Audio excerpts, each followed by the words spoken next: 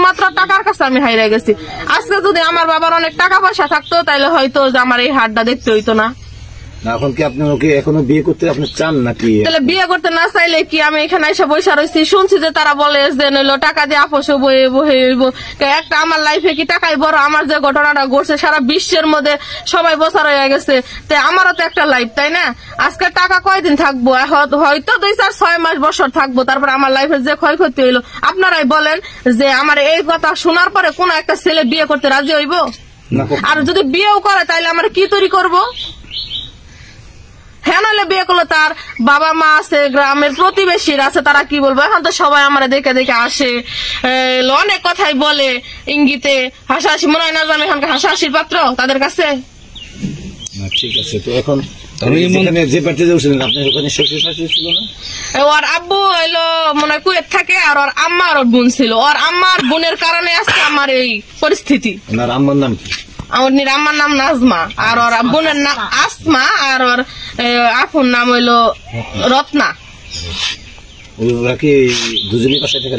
না, আর কেউ বাসায় থাকে না। ছেলেরে তো তারা জানা, মানে আমার সাথে রিলেশন করার পরে জানছে দেখেই তার ছেলের একদিনের ভিতরে শুনতেছে যে। আপনার কাছে এমন কোন ভিডিও আছে যে আপনার সাথে আপনি কখনো কোথাও বেড়াইতে গেছেন? না, আমার কাছে ওইগুলো কোনো ভিডিও নাই, কিন্তু এমনি মেসেজ, এমনি আমাদের ছবি এগুলো আছে।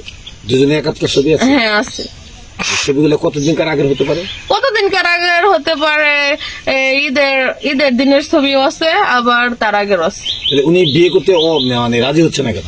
বিয়ে করতে রাজি হচ্ছে না কেন? আমার সাথেও তো তার সাথে এখন যোগাযোগ নাই কয়দিন ধরে, 8-10 দিন যোগাযোগ নেই। আপনি যাওয়ার পর যোগাযোগ নাই?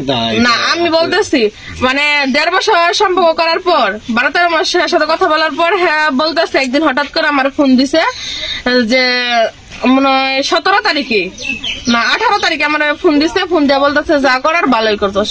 আমি বলতেছি যে কেন, আমি কি করছি?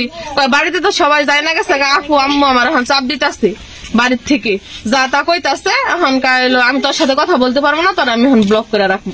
আমি বলতাছি যে মনে মনে যে কি যে হয়তো বাড়িতে অনেক গ্যাঞ্জাম হয়েছে, এই কারণে আমার এই কথা বলতাছে। আমি আর কি বিশ্বাস করিনি।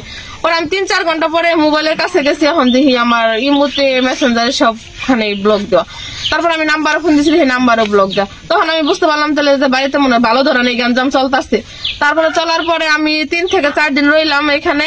তারপরে ও আমার সাথে কথা বললো। আমি বলছি যে কি সমস্যা, তুমি কি কারণে ব্লক দেওয়া রাখছো আমারে? পরে আমার বলতেছে যে বাড়িতে এরকম এরকম ঘটনা হয়েছে। মানে ওর আব্বা আম্মা বোঝাই না গেছে, অনেক রাগারাগি করতেছে যে আমার সাথে ওর সম্পর্ক, ও আমার সাথে কথা বলে। পরে এইগুলা যাই না গেছে, জানার পরে ওরা বলে বাড়ির থেকে অনেক চাপ দিতেছে, অনেক যা তা কইতাছে। তারপরে তো আমার ব্লগ, তারপরে 2 দিন কথা বলছে, মাত্র 2 দিনের পর 2 দিন কথা বলার পর ওর বোনের সাথে আমি কথা বলছি। ব্লগ দেওয়ার পর 1 দিন পর আমি ওর বোনের সাথে কথা বলছি যে পরে ওর দেখি ওর সিম কার্ড হইলো ওর আফুর কাছে, মানে ও যে সিম কার্ড করতো চালাইতো ফোনে, ওই সিম কার্ড ওর বোন নিয়ে গেছে।